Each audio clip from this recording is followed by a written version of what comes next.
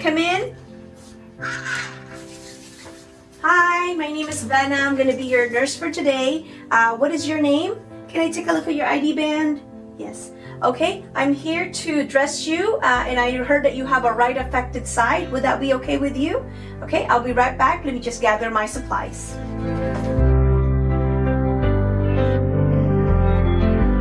Okay, which clothes would you like to wear? This green one or this white one? This green one? Okay.